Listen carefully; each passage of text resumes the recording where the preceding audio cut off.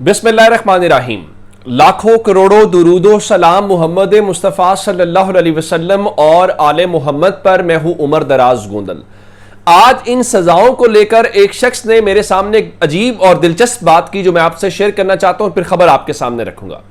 उसने कहा कि क्या आपको इस बात का अंदाजा है कि तहरीक इंसाफ के इन MNAs को, MPs को जो सजाएं हुई हैं वो किसी और से ज्यादा तहरीक इंसाफ के लोग उसके ऊपर खुश हैं। मैं बहुत हैरान हुआ। मैंने कहा आप कैसे खुश हैं? ये तो एक बुरी बात है या एक परेशानी की बात है कि आपके लोग डिस्क्वालीफाई हो रहे हैं, तो PTI के लोग क्यों खुश होंगे? तो उसने कहा इसलिए कि इमरान खान तो जेल में है। इमरान खान तो नहीं कोई सेनेटर बने हुए, इमरान खान तो नहीं MNA बने हुए, ये उनके नाम के ऊपर कोई हुकूमतें ले रहा है, कोई कुछ कर रहा है। तो ये कहते थे जी सिस्टम से बात करें, जी मुज़ाकरात करें, जी सिस्टम के अंदर रहें, देखें जी मुफाहमत की बात करें, मज़ाहमत से मसाइल होंगे। तो उन्होंने कहा अब समझ आई आपको मुफाहमत की, अब मजा आया, अब रहो असेंबलियों के अंदर। अब आप सब कहोगे ये जो डिस्क्वालीफाई हुए हैं कि इन असेंबलियों का कोई फायदा नहीं है, निकलो, एहतजाज करो, तहरीक करूंगा, अब तो ठीक हो गया। हम भी यही कहते थे कि इमरान खान इसी तरीके से रिहा होंगे, जब आप मज़ाहमत करेंगे तो उसकी बुनियाद के ऊपर कोई सोचेगा, आपके लिए कोई गुंजाइश पैदा होगी, कोई बंद दरवाजा, बंद रास्ता खुलेगा। तो उनके मुताबिक तहरीक इंसाफ के लोग तो खुश हैं। एक बात। दूसरी बात मैंने आज ये कही कि देखें तहरीक इंसाफ ने जब असेंबलियां तोड़ी तो लोगों ने कहा देखें ये सिस्टम के अंदर रहना चाहिए, ये निकल रहे हैं। तो आज किसी ने कहा कि अब तो निजाम या अदालतें तहरीक इंसाफ को जबरदस्ती निकाल रहे हैं सिस्टम में से। जब आप उनको निकालेंगे तो फिर क्या होगा? फिर ये दमादम मस्कल अंदर होगा। जब ये सारी बातें हुई तो इसके बीच में आज इंपॉर्टेंट बात है खैबर पख्तूनख्वा हुकूमत को। और किसी ने आज कहा कि खैबर पख्तूनख्वा हुकूमत की सूरत हाल यह है कि शायद तहरीक इंसाफ का सोशल मीडिया मरियम नवाज या मुस्लिम लीग नून के ऊपर इतनी तनकीद नहीं करता होगा जितनी तनकीद वो अली अमीन गंडापुर के ऊपर करता है। अच्छा जी, क्यों करता है? इसलिए करता है कि उनको ये लगता है कि ये हुकूमत हमारी कमजोरी बनी हुई है, हम लोगों की जरूरियात के, लोगों की ख्वाहिशात के मुताबिक काम नहीं कर पा रहे। इमरान खान के लिए हमको रिलीफ नहीं ले पा रहे क्योंकि लोगों ने वोट तो इमरान खान के लिए दिया है। अली अमीन गंडापुर को या किसी भी XYZ को वोट नहीं पड़ा, वोट इमरान खान को पड़ा है और ये सब लोग मानते हैं। अच्छा, अब अगर ऐसी सूरत हाल है तो फिर क्या होगा? इसका जवाब आज दिया उमैर न्याजी साहब ने, जो पाकिस्तान तहरीक इंसाफ के MNA भी हैं और मियां वाली से। तो उन्होंने कहा देखें इस निजाम के साथ खड़े होकर इसका बोझ उठाने से बेहतर है। कैसे? ऑपरेशन है, आप कहते हैं ये ऑपरेशन का प्लान भी नहीं है और आपने कहा जी टारगेटेड कार्रवाइयां भी जारी रहेंगी। तो लोग समझना चाह रहे हैं कि PTI ऑपरेशन को ओन कर रही है, PTI खैबर पख्तूनख्वा की हुकूमत जो है वो इस ऑपरेशन को डिसोन कर रही है। कुछ समझ नहीं आ रही। सो PTI का जो सपोर्टर है, PTI का वोटर ये समझता है कि भाई कर क्या रहे हो। उन्हें तो गवर्नमेंट में कोई इंटरेस्ट नहीं है। गवर्नमेंट में इंटरेस्ट तो उसको हो जो वजीर है, जो वजीर आला है, मुशीर है या जो भी है। तहरीक इंसाफ का वर्कर तो कहता है भाई मेरे मुकदमात हैं, मेरा कारोबार तबाह हो गया, मेरी फैमिली तबाह हो गई है, सजाएं हो रही हैं, आप हुकूमतों के मजे ले रहे हैं। तो उन्होंने कहा, जो उमैर न्याजी साहब थे, उन्होंने कहा बेहतर यह है कि इस निजाम का बोझ उठाने से बेहतर कि तहरीक इंसाफ कौमी असेंबली और खैबर पख्तूनख्वा असेंबली से मुस्ताफी हो जाए। आज खैबर पख्तूनख्वा में जो सूरत हाल है उसकी जिम्मेदारी सूबाई हुकूमत पर आयद होगी, लिहाजा हमें हुकूमत छोड़ देनी चाहिए। यह तहरीक इंसाफ का सिटिंग MNA बात कर रहा है। क्यों बात कर रहा है? इसलिए कि हुकूमत का इख्तियार भी नहीं है। बाजोड़ में DC जो है वो कर्फ्यू नाफिज कर देता है और आपके पास कुछ नहीं है। फिर आप कहते हैं जी महकमा दाखिला की इजाजत के साथ होगा, महकमा दाखिला भी कर देता है। बहुत सारी ऐसी बातें हो सकती है। मर्जी का IG आपको नहीं मिलता, मर्जी का चीफ सेक्रेटरी आपको नहीं मिलता, कुछ कर आप सकते नहीं है। तो फिर ये बात तो होगी। और एक और बात, चले आप रहे असेंबलियों के अंदर और इन असेंबलियों के अंदर रहते हुए आपको वो निकाल के बाहर फेंक देंगे। आपके 10 आज पार्लियामेंटेरियंस डिस्क्वालीफाई कर दिए उन्होंने। उसमें 6 MNAs हैं, 3 MPs हैं और 1 सेनेटर है। अभी तो और होंगे। यानी अंदाजा सिस्टम का, सूरत हाल का इससे लगाइए कि लाहौर का हल्का है N129 हमाद अजहर के वालिद साहब वाला, जहां पे मियां अजहर साहब का इंतकाल हुआ। अब ये तो डिस्क्वालिफिकेशन वाला हल्का भी नहीं ना, अभी तो डिस्क्वालिफिकेशन वाले हल्के शुरू हो जाएंगे, लाहौर की सजाएं और बाकी सब जो है। तो उस पे मुस्लिम लीग नून जो है वो मुख्तलिफ कैंडिडेट्स को लेकर सोच रही थी।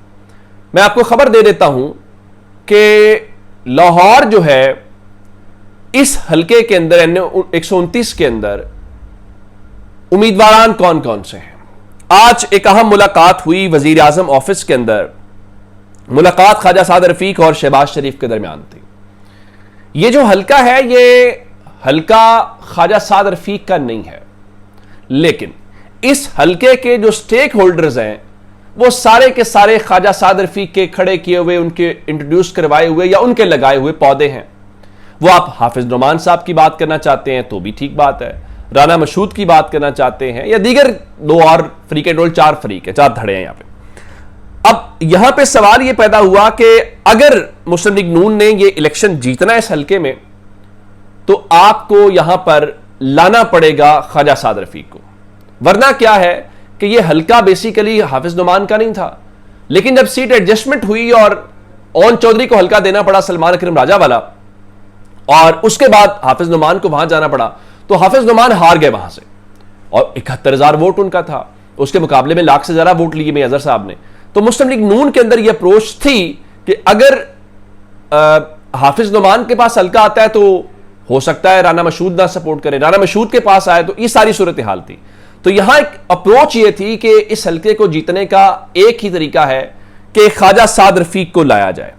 अब ख्वाजा साद रफीक जो है, उनकी मुलाकात भी हो गई शहबाज शरीफ के साथ, लोगों को और लगा कि शायद ये मुलाकात हो रही है, लेकिन अब इस वक्त सबसे बड़ी खबर यह है कि ख्वाजा साद रफीक ने जो लाहौर का हल्का NA 129 है, वहां पर ज़िमनी इलेक्शन में हिस्सा लेने से माजरत कर ली है, और अब वो इसमें उन्होंने कहा जी मैं नागुज़ीर सियासी वजूहात की बुनियाद पर इन ज़िमनी इंतखाबात में बतौर उम्मीदवार हिस्सा नहीं लेना चाहता।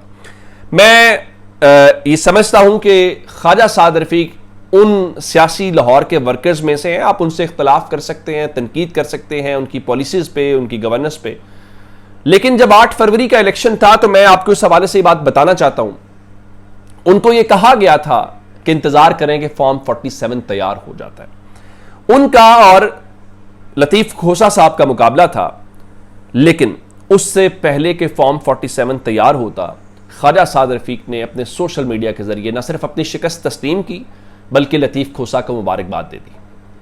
तो मेरे ख्याल से ये जो फैसला उन्होंने किया है कि वो इलेक्शन नहीं लड़ेंगे, ये बिल्कुल दुरुस्त फैसला है, इसलिए कि एक सियासी रहनुमा जब किसी और हल्के से इलेक्शन लड़ता है ना, तो उसका कद काट कम हो जाता है, उसका सियासी वजन कम हो जाता है। तो हालांकि ख्वाजा साद रफीक के छोटे भाई सलमान रफीक पंजाब में मिनिस्टर हैं, और मैं छोड़ देता हूं कि मेरे पास बहुत सारी बातें हैं कि ख्वाजा साहब ये समझते हैं कि उनकी चूंकि नवाज शरीफ की सियासत खत्म हो गई या वो रिटायर हो गए, तो उनके मुताबिक हमारी चूंकि सियासत उनके साथ है। मैं इसके बीच में आपको एक और खबर दे देता हूं, आने वाले दिनों में शायद हो। हाफिज नुमान की मुलाकात हुई है कल परसों शहबाज शरीफ से, उनको कहा गया इलेक्शन कैंपेन करें, और गालिबन फिलहाल चारों धड़ों को कहा गया जाए आप करें, लेकिन इतलात हैं कि मुस्लिम लीग नून हाफिज नुमान को ही टिकट देना चाहती है। लेकिन मेरे पास ये भी खबर है कि राना सनाउल्लाह जो हैं, उनका ताल्लुक फैसलाबाद से है, उनकी टीम ने भी इस हल्के से कागजात नामजदगी हासिल किए हैं। तो क्या राना सनाउल्लाह लाहौर से इलेक्शन लड़ेंगे? मेरा ख्याल अगर ख्वाजा साद रफीक ने माजरत की है तो राना सनाउल्लाह भी लाहौर से इलेक्शन नहीं लड़ेंगे। उसकी वजह यह है कि आपको याद होगा लाहौर में इलेक्शन को लेकर शाहिद खान अब्बासी जब अपने हल्के से हार गए थे तो उनको हमजा शहबाज वाले हल्के से 2018 में लड़वाया गया था इलेक्शन, वो जीत भी गए थे, लेकिन बतौर सियासी रहनुमा आपका जो कद काट होता है वो कद काट कम हो जाता है। यूँ लगता है जैसे आपकी कोई हैसियत या वक़्त नहीं थी, पार्टी ने आपको ज़िमनी इलेक्शन में लॉन्च करके जितवा के आपके ऊपर एक एहसान किया है, चूँकि आप खुद नहीं जीत पाए तो अब आपको जितवाया गया। अपना बहुत सारा ख्याल रखिएगा। खुदा हाफिज़।